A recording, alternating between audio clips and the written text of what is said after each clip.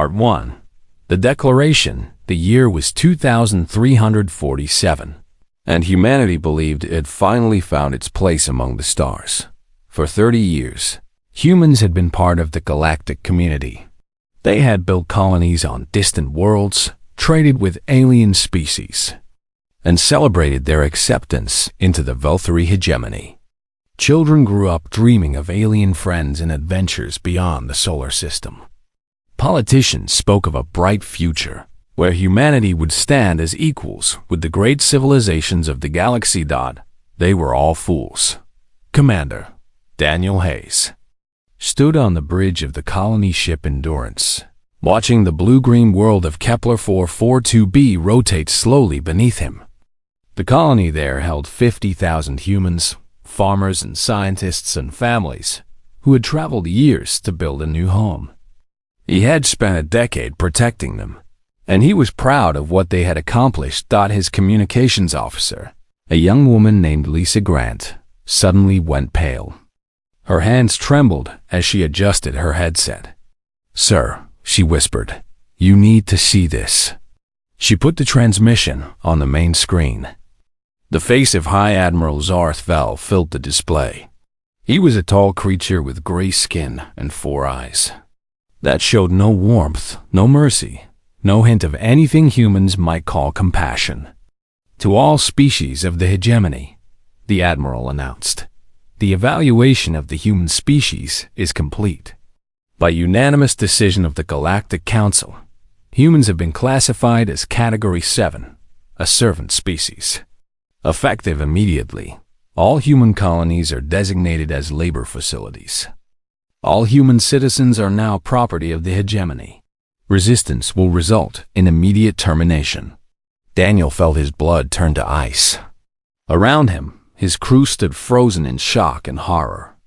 "This cannot be happening," Lisa said. "We had treaties. We had agreements." Before Daniel could respond, sensor alarms screamed across the bridge. Hegemony warships were dropping out of faster-than-light travel all around them. Dozens of them. Hundreds. The sky filled with alien vessels, their weapons already charging. "All human vessels are ordered to power down and prepare for boarding," a cold voice announced over the radio. "Any attempt to flee or resist will be met with lethal force." Daniel looked at his crew. They were good people, brave people, but they had one small ship against an armada.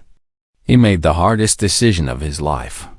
"Power down all systems," he ordered quietly. "Do not resist."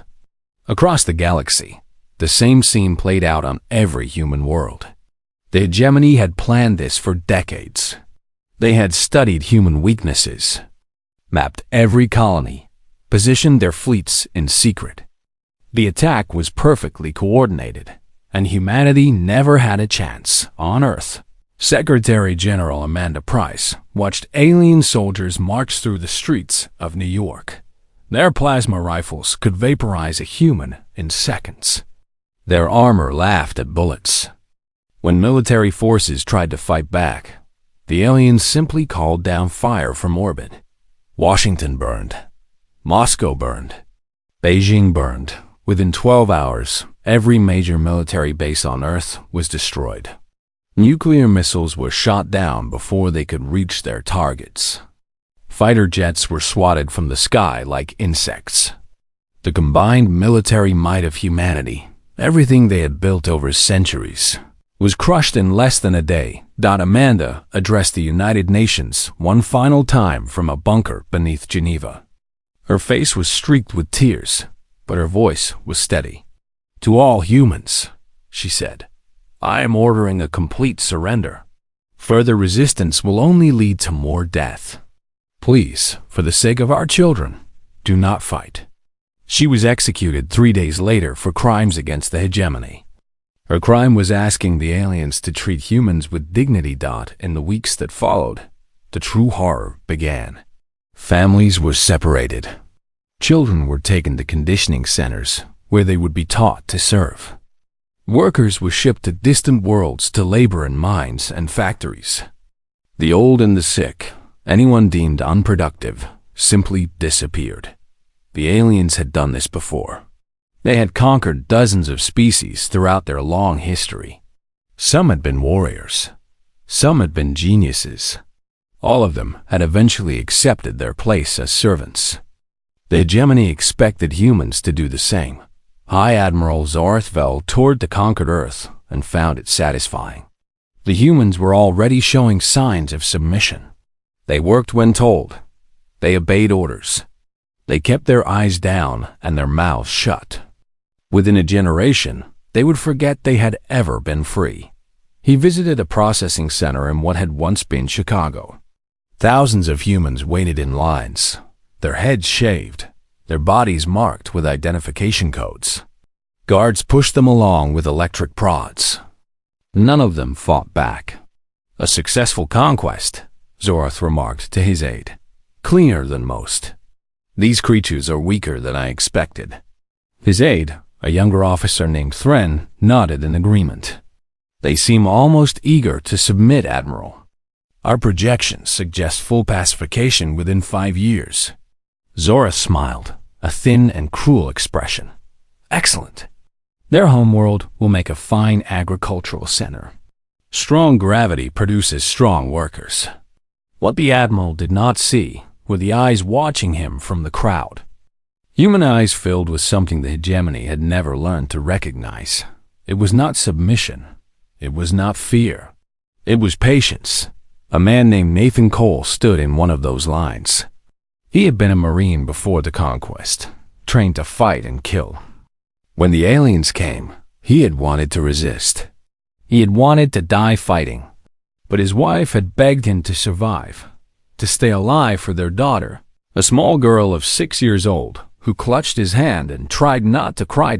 So Nathan submitted. He bowed his head. He let them mark him like cattle. But inside, a fire was burning. A fire that would not go out. Across the galaxy, millions of humans felt the same flame. They did not speak of it. They did not show it. They worked and suffered. And waited, because humans had learned long ago that patience was also a weapon. The hegemony believed they had won. They believed humans were like every other species they had conquered. Weak, broken, ready to serve. They had no idea what they had awakened. For humanity was not a species that surrendered. They were survivors. They had crawled through ice ages and plagues and wars that should have destroyed them. They had split the atom and walked on the moon and reached for the stars, even when it seemed impossible. And they had a word that the hegemony had no translation for. Spite. The chains were locked. The guards were watching. The galaxy believed it was over, but deep in the hearts of 8 billion slaves, a storm was gathering. And when it finally broke, the galaxy would learn why humanity should never have been underestimated. The conquest was complete. The war had just begun. Part 2. The chain's 5 years passed under the rule of the hegemony, and humanity learned what it meant to be property. They were scattered across 1,000 worlds, torn from their families and sent wherever the aliens needed workers. They mined ore on frozen planets where the cold killed dozens every day. They built cities on burning desert worlds where water was worth more than gold. They served in the homes of wealthy aliens, cleaning and cooking and pretending to be grateful for the scraps they received. The conditioning centers were the worst. Children as young as 4 were taken from their parents and taught to forget everything human. They learned to speak alien languages. They learned to bow and scrape and call their masters by proper titles. They learned that humans were inferior, that they existed only to serve, that freedom was a lie their ancestors had foolishly believed. Some children forgot. Some became exactly what the hegemony wanted them to be, but others remembered. They whispered stories to each other in the dark, stories about a blue planet called Earth, about something called the ocean, about a feeling called hope. The guards did not understand these whispers. They did not know that seeds of rebellion were being planted in young minds. On the mining world of Draxus 7, a man named Christopher Lane spent his days breaking rocks with a heavy hammer. Before the conquest, he had been an engineer. He had designed buildings and bridges and machines. Now he was just another slave, his back scarred from alien whips, his hands calloused and bleeding. But Christopher had not stopped thinking like an engineer did at night. When the guards were distracted, he gathered other slaves and taught them. He showed them how mining equipment could be turned into weapons. He drew maps of the compound in the dirt and made them memorize patrol schedules. He spoke of patience and planning, of waiting for the right moment. "We are not animals," he told them quietly. "We are humans, and humans do not stay in cages forever." His cell grew slowly. 10 people became 20. 20 became 50. They stole small items and hid them carefully. They learned to communicate with hand signals that the aliens could not understand. They prepared for a day that might never come, but they prepared anyway. Across the galaxy, similar cells formed independently. Humans had always been good at organizing, at building networks, at finding each other in the darkness. Stephanie Morris had been a pilot before the conquest. She had flown cargo ships between colonies and dreamed of one day commanding her own vessel. Now she worked as a cleaning slave on a hegemony military station, scrubbing floors and emptying trash while alien soldiers laughed at her. But Stephanie watched everything. She memorized access codes that careless officers spoke aloud. She studied the layout of the station, noting where the weapons were stored, where the ships were docked, where the weak points in the structure might be. She learned which guards were lazy and which were cruel. She passed this information to others, building a picture of the station that no alien security system could have provided. Kevin Park had been a professor of communications before the conquest. The hegemony had put him to work maintaining old equipment, things they considered worthless relics of a primitive species. They did not realize that Kevin was using those relics to build something new. He connected old human satellites that the aliens had ignored. He created a secret network that could send messages across light years without detection. It was slow and limited, but it worked. For the first time since the conquest, isolated pockets of resistance could communicate with each other. The message was always the same. Hold on. We are not alone. One day, we will rise. Nathan Cole received one of those messages on a farming world called Telvin Prime. He had been separated from his wife during the conquest. He did not know if she was alive or dead. But his daughter, a girl named Emma, was still with him. She was 11 now, thin and quiet, her eyes holding a sadness that no child should know. Nathan worked the fields during the day, growing food for alien tables. At night, he trained in secret, keeping his body strong, keeping his skills sharp. He had been a Marine, and Marines did not forget. "Daddy," Emma asked him one night, "will we ever be free?" Nathan looked at his daughter, at the identification code branded on her arm, at the hollow look in her eyes. He thought about all the humans suffering across the galaxy, all the children being taught to forget who they were. "Yes," he said. "I promise you, one day we will be free." It was a promise he intended to keep, no matter the cost. The hegemony noticed occasional acts of defiance. A guard was found dead. Equipment was sabotaged. Messages appeared on walls. Humanity remembers. The aliens responded with brutal punishment. They executed suspects publicly. They tightened security. They reminded the slaves that resistance was futile, but they did not understand what they were dealing with. Every conquered species in hegemony history had eventually accepted their fate. The Valori had submitted after their leaders were killed. The Kryn had given up when their homeworld was destroyed.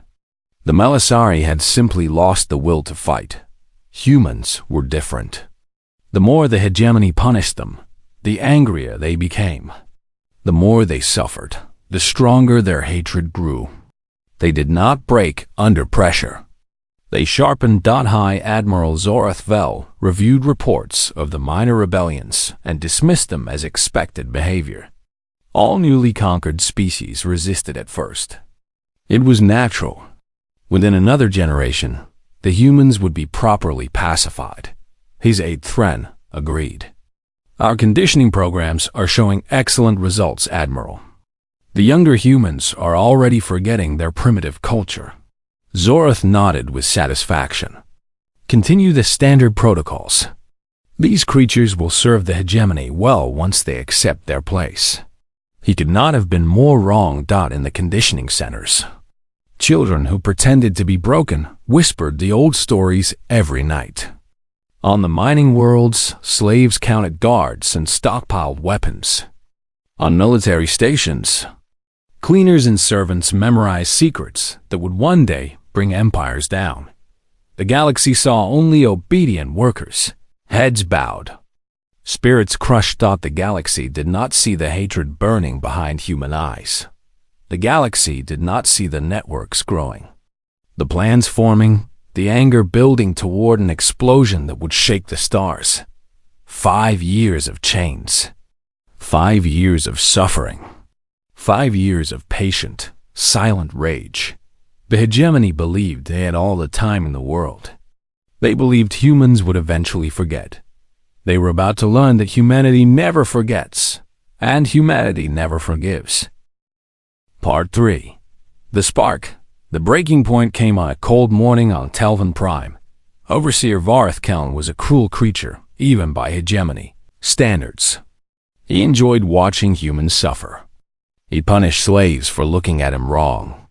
He kept his compound running through fear and pain, and he was proud of his methods. That morning, he reviewed the productivity reports and found them disappointing.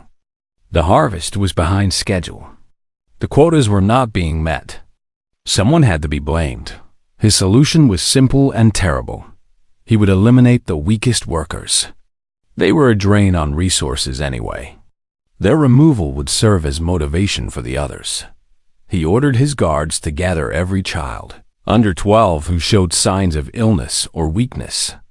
300 children were pulled from the fields and the barracks, confused and crying, pushed into a holding area near the center of the compound.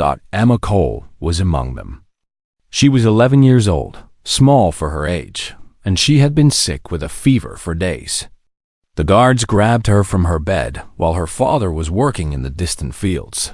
When Nathan Cole returned that evening, he found his barracks empty. A friend told him what had happened, his voice shaking with fear. "They took the children," the man whispered.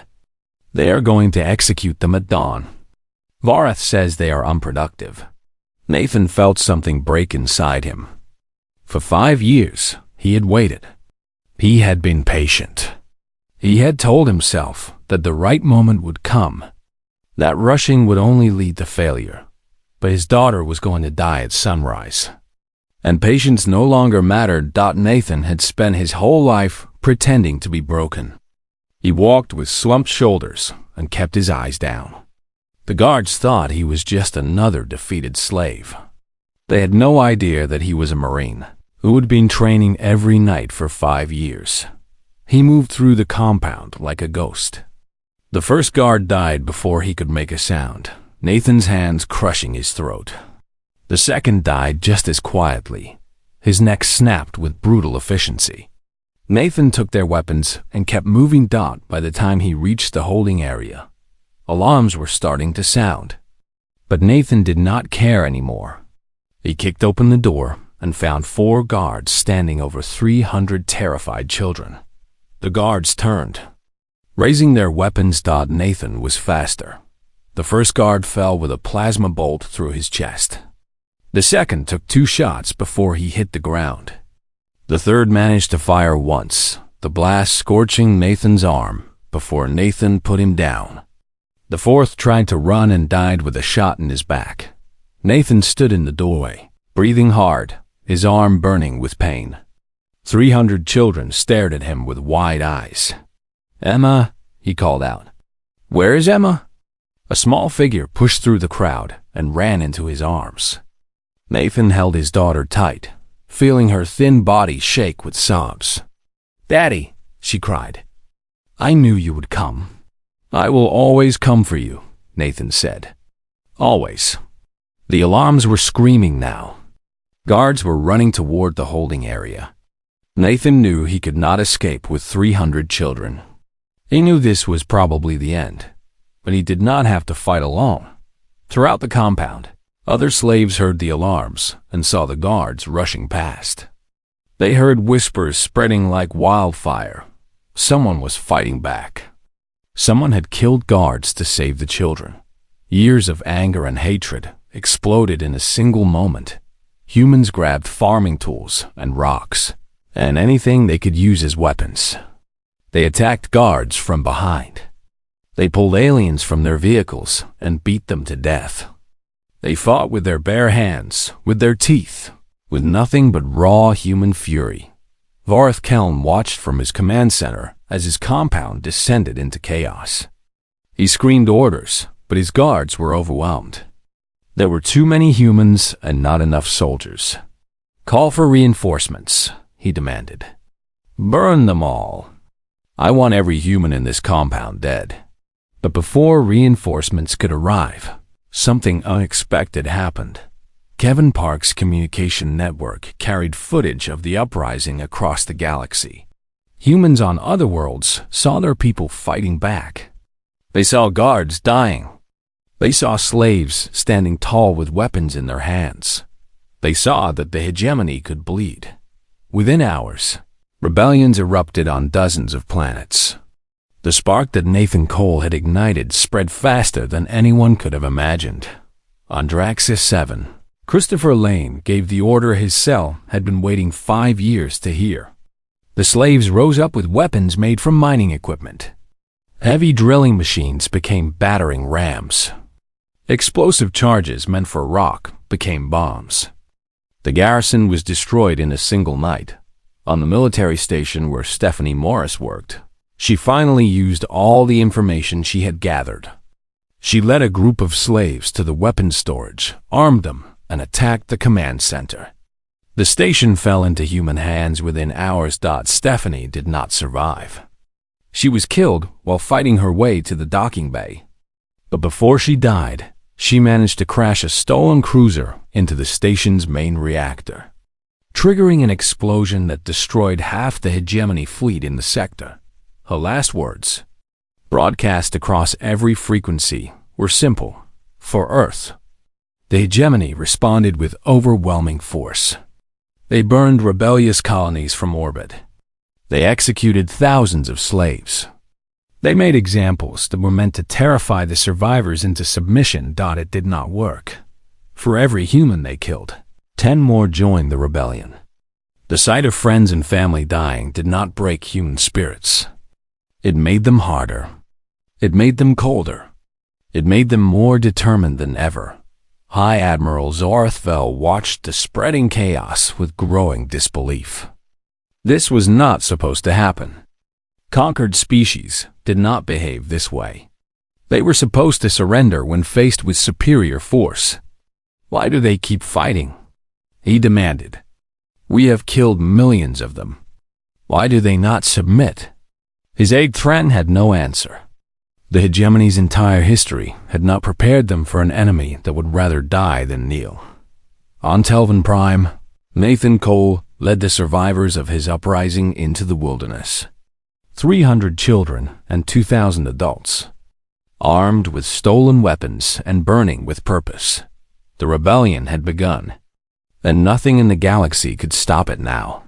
The hegemony had wanted slaves. They had created an army instead. Part 4. The Reckoning. 2 years into the rebellion, the galaxy began to understand that humanity was not going to lose. The hegemony had expected the uprising to burn itself out. Rebellions always failed eventually. The conquered species would run out of resources, out of fighters, out of hope. All the hegemony had to do was wait. But humanity did not run out of anything. Instead, they grew stronger. Lauren Chun had been a geneticist before the conquest, one of the best on Earth. The hegemony had forced her to work in their bioweapon laboratories, developing plagues to use against species that might resist them in the future. For 5 years, She had pretended to be a loyal slave while secretly studying everything the aliens created. When the rebellion began, Lauren escaped with samples of every disease the hegemony had ever made. She found a hidden laboratory on a captured asteroid and began working. The aliens had created weapons to kill other species. Lauren modified those weapons to kill only hegemony species. The first plague struck without warning. On 12 hegemony worlds, aliens began to die. They developed fevers, then seizures, then their organs failed. Nothing could stop it. Nothing could cure it. 3 million hegemony citizens died in the first week alone. The aliens screamed about biological warfare, about human cruelty, about crimes against civilization. Lauren Chun broadcast a simple response. You taught us this. You created these weapons.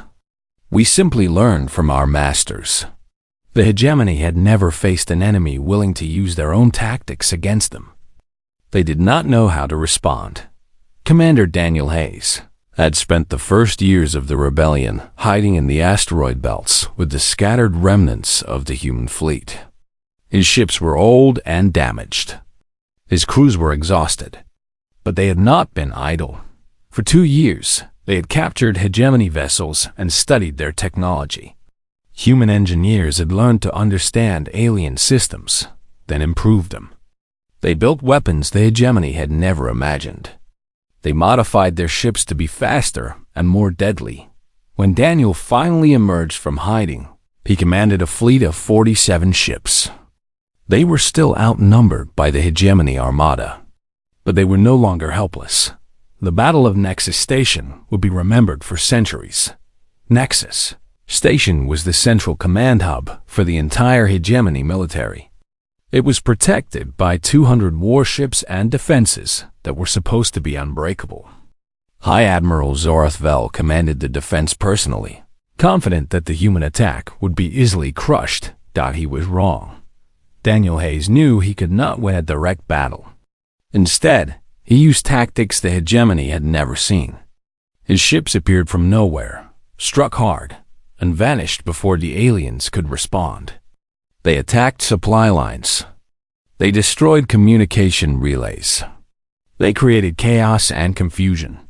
The hegemony fleet was larger, but it was built for conventional warfare.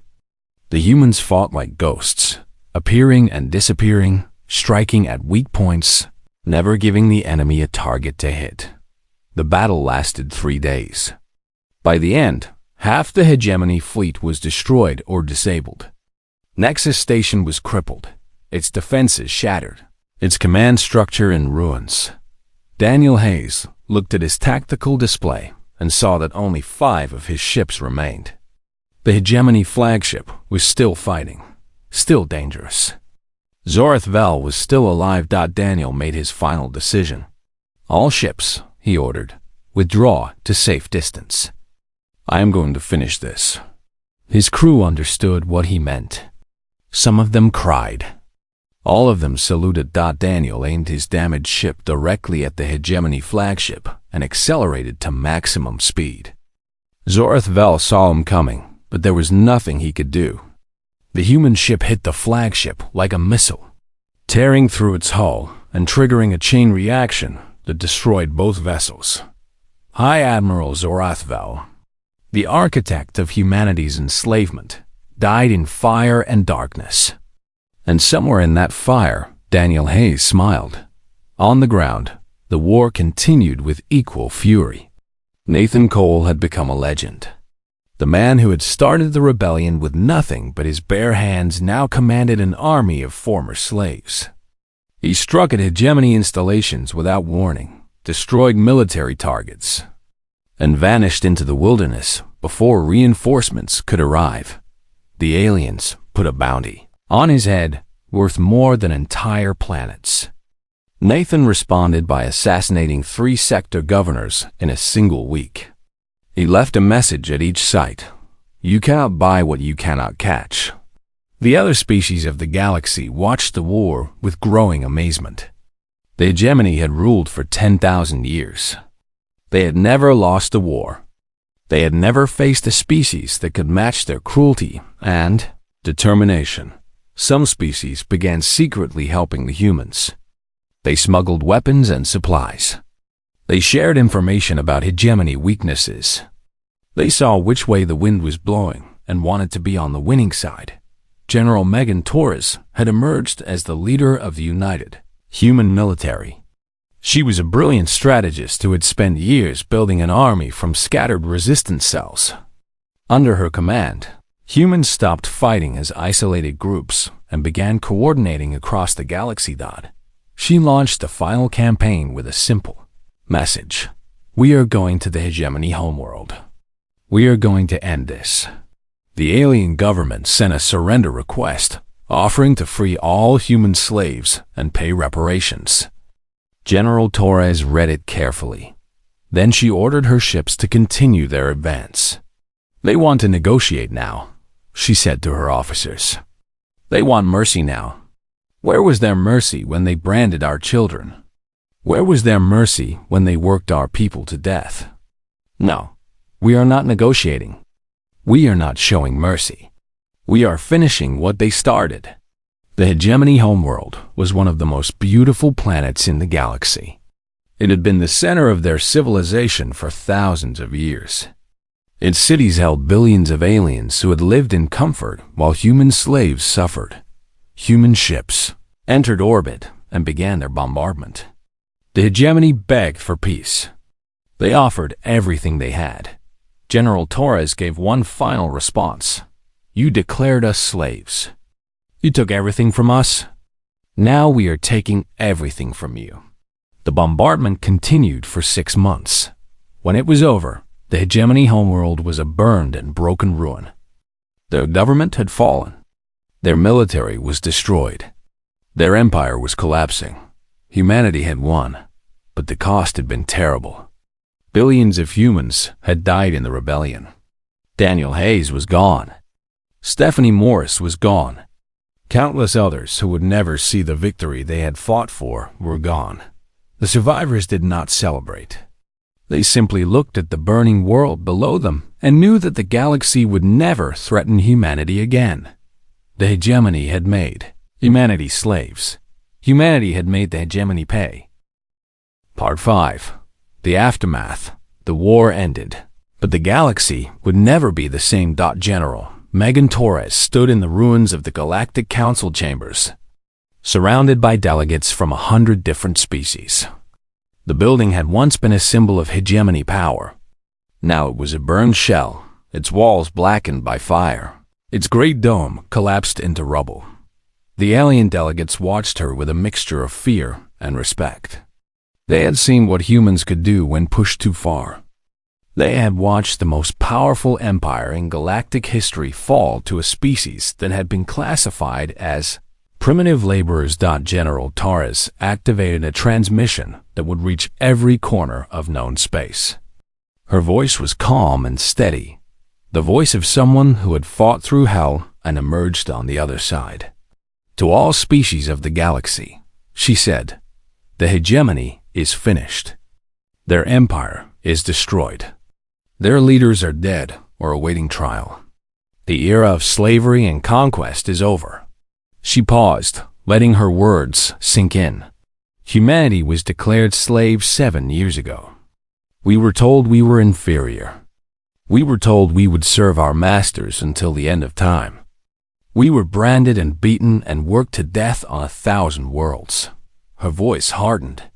We did not accept it. We fought back. We bled and died and sacrificed everything to be free. And now we stand here in the ashes of our oppressors. And we make this promise to the galaxy. She looked directly into the camera, and every being watching felt the weight of her gaze. Humanity will never be enslaved again. Anyone who tries will face the same fate as the hegemony. This is not a threat. This is a fact. Remember what you have seen. Remember what we did to those who thought they could own us. And never, ever, make the same mistake. The transmission ended. The alien delegates sat in silence, processing what they had witnessed. One of them, An elderly creature from a species that had secretly helped the human rebellion rose to speak. "What happens now?" he asked. "Will humans seek revenge against all of us? Will you become the new hegemony?" General Torres shook her head. "We are not like them," she said. "We did not fight to become conquerors. We fought to be free. But we will protect ourselves, and we will remember who helped us and who stood by while we suffered." The message was clear. The galaxy could either live in peace with humanity, or it could face the consequences. Every species chose peace. In the months that followed, the remnants of the hegemony were dismantled. Their colonies became independent worlds. Their military was dissolved. Their leaders were put on trial for crimes against humanity, and those found guilty were executed publicly. Some aliens called it cruel. They said humanity was becoming as bad as their former masters. Nathan Cole, who had been asked to testify at the trials, gave a simple response. "They killed billions of us," he said. "They tortured our children. They worked our elders to death. We are not being cruel. We are being fair. If they did not want to face justice, they should not have committed crimes." The trials continued. No one complained again. Nathan himself retired to a small farm on a world that had once been a hegemony pleasure planet. The aliens who had vacationed there while humans suffered were gone now. The land was green and beautiful, and Nathan spent his days growing crops and watching the sun set over distant mountains. His daughter Emma lived with him. She was 18 now, a young woman who had survived horrors that would have broken most people. The brand on her arm had been removed, but the scars remained. "Do you ever regret it?" she asked him one evening. "Starting the rebellion, I mean. So many people died." Nathan looked at her for a long moment. He thought about all the friends he had lost, all the battles he had fought, all the blood he had spilled. "No," he said finally. "I regret that it was necessary. I regret that the hegemony forced us to become what we became. But I do not regret fighting for our freedom. Some things are worth any price." Emma nodded slowly. She understood. She had been there from the beginning. She had watched her father transform from a broken slave into a warrior who terrified empires. "What do you want to do now?" she asked. Nathan smiled, a rare expression on his scarred face. "I want to grow vegetables," he said. "I want to watch the sunrise without fear. I want to live in peace for whatever years I have left." It was a simple wish, but after everything he had been through, it felt like paradise. Across the galaxy, other survivors found their own ways to heal. New human colonies rose on the ashes of hegemony worlds. A great fleet, the largest in galactic history, patrolled the borders and kept humanity safe.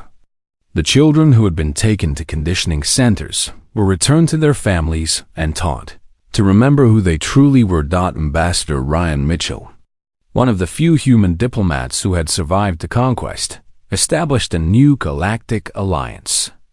It was based on equality and mutual respect, not domination and slavery. Species that had helped humans during the rebellion were given privileged positions. Those that had stood by and done nothing were tolerated but not trusted. The galaxy learned to approach humans with caution. They were a species that seemed friendly and reasonable on the surface, but everyone knew what lurked beneath. Everyone knew what would happen if humanity was ever threatened again. Historians from 100 worlds studied the human rebellion for generations. They tried to understand how a species classified as primitive had defeated the greatest power in galactic history. They analyzed tactics and strategies, weapons and technologies, but they never quite understood the most important factor: the human spirit. Humans were not the strongest species in the galaxy. They were not the smartest or the most advanced, but they had something that no other species possessed in the same measure. They had the ability to endure, to adapt, to keep fighting long after any rational creature would have given up. They had spite. The hegemony had tried to break them. and instead had created an enemy that would burn the stars rather than submit. It was a lesson the galaxy would never forget. On the anniversary of the rebellion's victory, humans across the galaxy paused to remember those who had died. They spoke the names of Daniel Hayes and Stephanie Morris and Christopher Lane and Lauren Chun. They honored the millions of unknown heroes who had given everything for freedom, and they renewed their vow. Never again. Humanity had been declared slaves. The galaxy had tried to crush them. The galaxy had failed. And now, standing among the stars as a free and powerful species, humanity looked toward the future with eyes that held both hope and warning. They would build. They would grow. They would create a civilization worthy of the sacrifices that had been made. But they would never forget what they were capable of. When pushed too far, and neither would anyone else. The end.